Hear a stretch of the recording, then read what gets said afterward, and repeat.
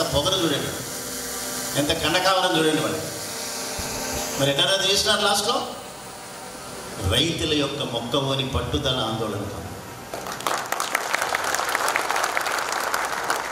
సిద్ధంగా ఉన్నారా మీరు అటువంటి ఆందోళన చేయడానికి?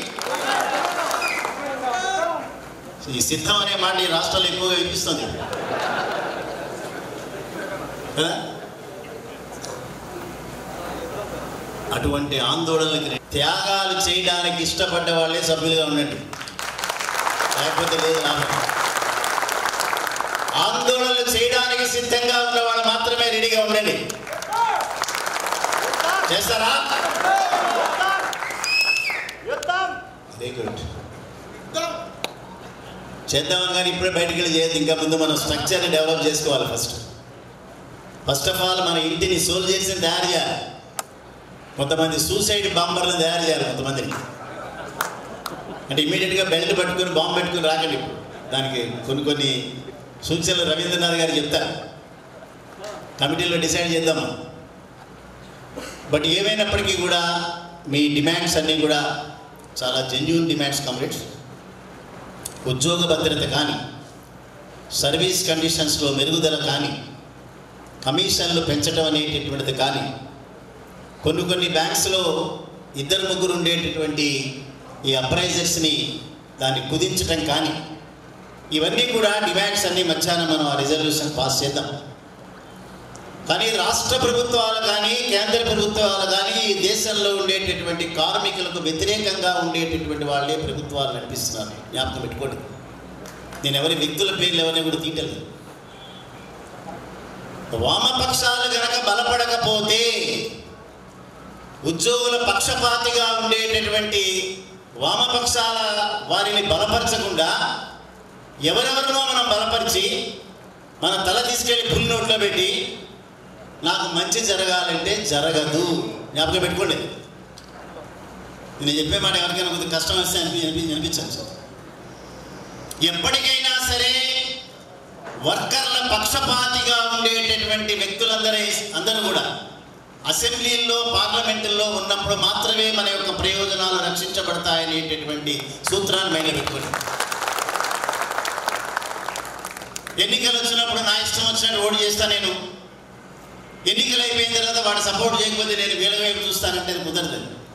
మా కేసీఆర్ గారి లాంగ్వేజ్లో మాట్లాడాలంటే పాలప్పుడు ఒక చోట బితుకుతాను, గడ్డి కూరగా వేస్తానంటే కుదరదు. గడ్డి ఒకరికి వేయాలి, పాలు అక్కడే బితకాలి. కాకపోతే మా సారు రాత్రి 2 గంటలుగా మాట్లాడుతుంటాడు ఇట్లాంటివి. ఏమైనప్పటికీ కూడా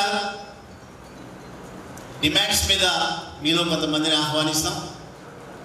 సో మీకు ఆల్రెడీ ఏపీడీబీఎఫ్ అంటే all India bank employees association certificate అనేది మీకు ఇచ్చాం. ఆల్రెడీ ఎఫిలియేటెడ్ బాడీగా మీరు కొనసాగుతారు. బట్ ఏపీఏ డిసిప్లిన్కి లోబడి మాత్రమే మీరందరూ పనిచేయాలని మరొకసారి కోరుతున్నాను. మన ప్రయోజనాలు సాధించేటటువంటి వాటి మీద మాత్రమే మనం దృష్టి పెట్టాలి. దృష్టి వేరే వాటి మీద పెట్టి ప్రయోజనాలు ఇక్కడ సాధించాలంటే కుదరదు. తప్పనిసరిగా అందరూ కూడా ఒక రకమైనటువంటి క్రమశిక్షణతో ఉన్నప్పుడు మాత్రమే ముందుకెళ్ళగలుగుతాం. 5-6 నెలల వరకు మన కార్యక్రమాలు ఎక్కడ కూడా మొదలు పెట్టలేము. ఫస్ట్ ఆఫ్ ఆల్ మన ఆర్గనైజేషన్ని ఆందోళన కనుక మనం ఆందోళన చేసిన రోజున మనం నిలబడగలుగుతామా లేదా ముందు మనకి నమ్మకం కలగాలి. మీ వెనకాల దాదాపు 40,000 మంది బ్యాంక్ ఉద్యోగస్తులు ఉన్నారు. జ్ఞాపకం పెట్టుకోండి, 40,000 మంది. 40,000 మంది నిరంతరం మీకోసం సమ్మెలు చేస్తారు, ఆందోళన చేస్తారు, ధర్నాలు చేస్తారు. మీ ప్రయోజనాలు సాధించేంత వరకు మీ వెనకాలే ఉంటారని చెప్పి మీ అందరికీ కూడా కానీ మీ ఆర్గనైజేషన్ రన్ చేయాల్సింది మీరు, బయట వాళ్ళు కాదు. చెప్పండి, ఆర్గనైజేషన్ మాది కాదు సార్ మీరే రన్ చేయండి అంటే కుదరదు. మీరు రన్ చేయము, మాకు ఓపిక లేదు, మాకు ఆ టైం లేదు. బేసికల్గా ఈ రాష్ట్రంలో ఉండేటటువంటి దాదాపు 4-5 వేల మంది అప్రైజర్లు అందరూ కూడా ఏబిఏ సైన్యం కింద దిగాలి. వాళ్ళని చూశాను, మీ అందరి యొక్క ఉత్సాహం. ఏ ఉత్సాహాన్ని అయితే మీరు ప్రొసెషన్లో ఎగ్జిబిట్ చేశారో, ఏ స్లోగన్స్ అయితే మీరు రేజ్ చేశారో, ఏ రకమైనటువంటి ఎక్స్పెక్టేషన్స్తో మీరు బయటకు వచ్చారో అవి సాధించేంత వరకు నేను విశ్రమించను అనేటటువంటి ఒకే ఒక రిజల్యూషన్తో మనం ముందుకెళ్ళాం. శ్రీశ్రీ గారు చెప్పినట్లు పోరాడితే పోయేది ఏది మీ లేదన్నట్టు తప్పనిసరిగా పోరాటాలు మాత్రమే మనకి ప్రయోజనాలు సాధించి పెడతాయి. అవి కూడా మార్గం చేస్తాం. ఇంతవరకు కూడా కేంద్రంలో కానీ రాష్ట్రంలో కానీ ఏ ప్రభుత్వం కూడా మన ముందు తలదించినటువంటి దాఖలాలు తప్పిస్తే మనం ఎప్పుడు కూడా ఎవరి ముందు తలదించలేదనే వాస్తవాన్ని జ్ఞాపకం.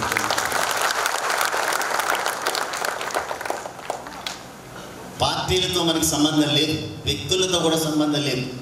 ఎవరికి సంబంధించిన పొలిటికల్ ఐడియాలజీ బయట చాలా నిరభ్యంతరంగా మీరు దాన్ని పర్సూ చేసుకోండి, ఎక్కడా అభ్యంతరం లేదు.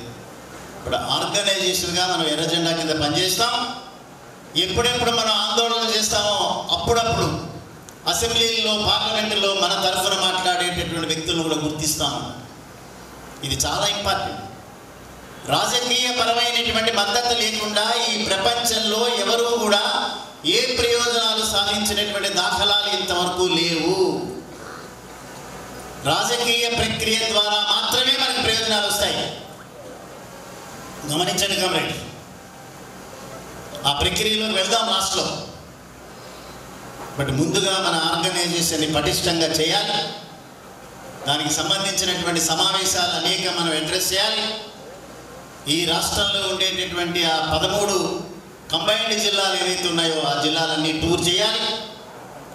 కొత్త నాయకత్వం సెటిల్ అవ్వాలి. అప్పుడు రంగంలోకి దిగుదాము. రంగంలోకి దిగేటప్పుడు ఏమాత్రం ప్రిపరేషన్స్ లేకుండా దిగితే ఫెయిల్ అవుతుంది. ప్రిపరేషన్ లేకుండా కనుక ముందుకు వెళ్తే నిరుత్సాహపడతాం. సో ముందుగా ఇవన్నీ కూడా ఎక్సర్సైజ్ చేయాల్సినటువంటి అవసరం ఉంది. చాలా శ్రీనివాస్ కష్టపడే మనస్తత్వం ఉన్నటువంటి వాడు, చాలా డిసిప్లిన్ ఉన్నటువంటి వాడు. శ్రీనివాస్ దగ్గర నుంచి గమనించాలి. సో అడుగడుగునా మీకు సంబంధించినటువంటి కార్యక్రమాల్లో ఏపీటీపీఎఫ్ సూచనలు సలహాలు ఇస్తుంది. మీ ముందు నిలబడతాం, మీ పక్కకు నిలబడతాం, మీ వెనకాల నిలబడతాం. మీ ప్రయోజనాలన్నీ సాధించేంత వరకు మేము విశ్రమించమనేటటువంటి ఇష్యూనెస్ కూడా మీకు ఇస్తాం. దానికి తగ్గ సహకారం కూడా మీ దగ్గర నుంచి రావాలి. దానికి తగ్గ క్రమశిక్షణ కూడా మీ దగ్గర ఉండాలి. ఇష్యూస్ మీద మాత్రమే మనం ధ్యాస పెట్టాలి. అర్జునుడు చేపను కొట్టినప్పుడు ఆయన యొక్క మొత్తం ధ్యాస అంతా చేప కంటి మీదనే ఉంది, ఎక్కడా లేదు. మన ధ్యాస కూడా అట్లే ఉండాలి. వేరే వాటి మీద ధ్యాస పెట్టి ఇక్కడ ప్రయోజనాలు రావు. అన్నిటి మీద ఖచ్చితంగా వాటి ముందుకు వెళ్దాం. సో నాకు ఇచ్చినటువంటి అవకాశానికి మరొకసారి మీ అందరికీ ధన్యవాదాలు చెప్తూ, మధ్యాహ్నం జరగబోయేటటువంటిది మనం ఇది ఎట్లాగో 2:30 కంక్లూడ్ చేసుకోవాలి. మీరందరూ వెనక్కి వెళ్ళాలి. సమయం చాలా ఇంపార్టెంట్. సో అంచేత 12:30కి మనం ఏదైతే ప్లాన్ చేస్తున్నామో ఈ డెలిగేట్ సెషన్ అనేది క్లుప్తంగా మాట్లాడండి. మీ యొక్క సమస్యల మీద ఒక అవగాహన చూస్తాం. దాని తర్వాత రిజల్యూషన్స్ పాస్ చేసుకుని కాన్ఫరెన్స్ కంక్లూడ్ చేద్దాం. మరొకసారి మీ అందరికీ కూడా ఎష్యూరెన్స్ ఇస్తున్నాం. అందరం కలిసి వెళదాం. దానికి అవసరమైతే రాజకీయ పరంగా మద్దతులు తీసుకుందాం. పార్టీల దగ్గర నుంచి మనకు సంబంధించినటువంటి అన్ని అంశాల వారీగా మనం సాధించడానికి అన్ని రకాలైనటువంటి ట్రేడ్ యూనియన్ యాక్షన్స్ కూడా ప్రజాస్వామ్యబద్ధంగా చేద్దామని చెప్పి మీ అందరికీ కూడా మరొకసారి ఇస్తూ ధన్యవాదాలు.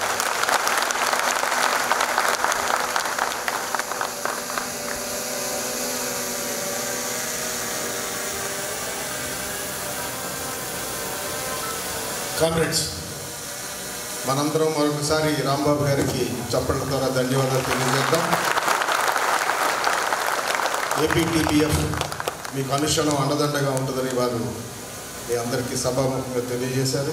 వారికి ధన్యవాదాలు తెలియజేస్తూ, మన all India trade union Congress Andhra Pradesh ప్రధాన కార్యదర్శి, అనేక ఉద్యమాలకి ఈ రాష్ట్రంలో రథసారథి, అలానే మీ రిసెప్షన్ కమిటీకి కూడా చైర్మన్గా ఉన్న ఓబులేస్ గారిని మాట్లాడవలసిందిగా.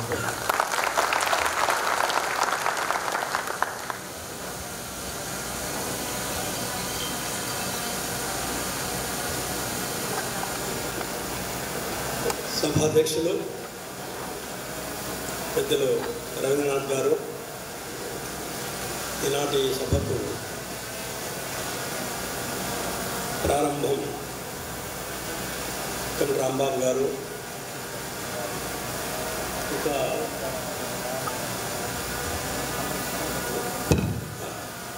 ఇంకా వేదికపై ఉన్న మిగతా మిత్రులు,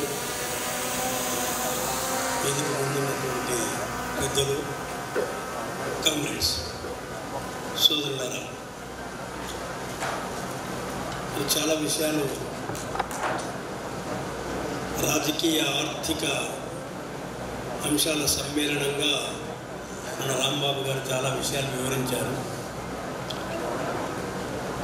నేను ఇంకా ఆ విషయాలకి మరింత లోతుగా వెళ్ళకుండా ఆహ్వాన సంఘ రిసెప్షన్ కమిటీ ప్రధాన కార్యదర్శిని ఏదో పెట్టినట్టున్నారు, చైర్మన్. వాస్తవానికి రిసెప్షన్ కమిటీ చైర్మన్ అంటే లేదా ప్రధాన కార్యదర్శి అంటే ఈ మహాసభ నిర్వహణ ఏర్పాట్లన్నీ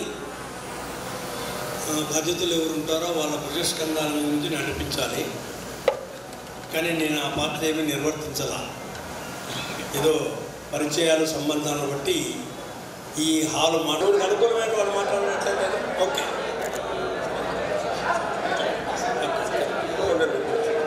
దయచేసి ఏమేమో చేస్తామంటే సాధ్యం కాదు. మేము చాలా చూసాము. 45-50 సంవత్సరాల అనుభవం ఉంది. వారు ఇంకా చాలా చూశారు. మీలో ఉన్న వాళ్ళు కూడా చాలా చూశారు. కింద ఉన్నారు అటువంటి వాళ్ళంతా. అందువల్ల కామ్రేడ్స్, ఇప్పుడున్నటువంటి ఒక సంక్లిష్టమైనటువంటి దశలో సమస్యల పరిష్కారానికి ఉద్యోగ ఉపాధ్యాయ కార్మిక వర్గాలు పోరాటం చేసినా, రైతాంగం పోరాటం చేసినా, ఇతరేతర రంగాల ప్రజలు పోరాటం చేసినా ఆ పోరాటాలు ప్రభుత్వాలకు వ్యతిరేకంగానే ఉంటూ ఉన్నాయి. ఎందుకంటే అల్టిమేట్గా ప్రభుత్వాన్ని పాలించే నాయకుడు. రాజ్యాంగం, భారత రాజ్యాంగం చాలా మంచిదే, పేరు పెట్టడానికి వీలు లేదు. కానీ ఇది ఎవడి చేతిలో ఉంది, ఎవడు అమలు చేస్తున్నాడు అనేది చాలా ముఖ్యమైనదని డాక్టర్ బిఆర్ అంబేద్కర్ చెప్పారు. అందులో మన ప్రజాస్వామ్యం చాలా మంచిదే. కానీ ఈ ప్రజాస్వామ్యంలో ప్రజల హక్కులు హరించబడుతున్నాయి. ఖాతరు చేయదు, చర్మాలు మందవెక్కిన పరిస్థితి. అప్పుడు మనకు ఉద్యమమే శరణ్యం. అందులో ఈ పంధ, ఈ లైను మనకు అర్థం కావాలంటే కొంత రాజకీయ విషయాలను కూడా మనం అర్థం చేసుకోవాలి.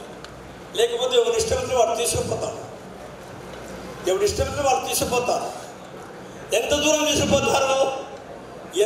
తీసుకుపోతారంటే ఏమీ ఇవ్వకపోయినా బ్రహ్మాండంగా ఇచ్చినట్టు చెప్పించుకొని ఫలాభిషేకం చేయించుకుంటారు. మన ఉద్యోగస్తులంతా కూడా పోయి అబ్బాయి ఎంత భయంకరంగా మనకు చేశాడు, ఎంత బాగా చేశాడని చెప్పేసి ఉబ్బి తప్పిపోయి మురిసిపోయి మనం కూడా పోయి అక్కడంతా శాలువాలు కప్పడము, ఫలాభిషేకం చేయడము, కీర్తించడము, బదిలీ చేయడము, రావడం. ఏమిచ్చాడయ్యా? 42 రోజులు అంగన్వాడీ ఉద్యోగస్తులు ఆడవాళ్ళు సమ్మె చేస్తే ₹1 పెంచాలి. ప్రభుత్వ ఉద్యోగులు ఫిబ్రవరి 22, 2022లో పెద్ద ఆందోళన చేస్తే ఇప్పుడు ఉద్యమం చేయడానికి లేదు, భయపడిపోతున్నారు, గజగజ ఉనికిపోతున్నారు. అంతకుముందున్న ప్రభుత్వం ఏమి లేదా, ఇప్పుడు ప్రభుత్వం ఏమి చేయడంలా. కానీ చేసినట్లుగా మనల్ని మభ్యపెట్టి నటించి వాళ్ళు సన్మానాలు పొందుతున్నారు. సన్మానం పొందితే పర్వాలా, ఓట్లు పొందుతున్నారు. అది వచ్చిన సమస్య. ఓట్లు పొందుతున్నారు. అందువల్ల మనకి ఓట్లు కూడా ప్రాధాన్యత కలిగినటువంటి దీన్ని దృష్టిలో పెట్టుకోవాలి. కత్తి లాంటి ఓటు కాడివానికేసి మిత్తిన తెచ్చి నెత్తిన పెట్టుకున్నామని చెప్పాడు ఒక కవి. ఓటు చాలా కత్తి లాంటిది. కానీ కానివానికేస్తే వాడు మన మీద మొగుడై నాట్యం చేస్తాడు. కేంద్రంలో ఇప్పుడు అదే జరుగుతూ ఉంది. అనేక రాష్ట్రాల్లో అదే జరుగుతూ ఉంది.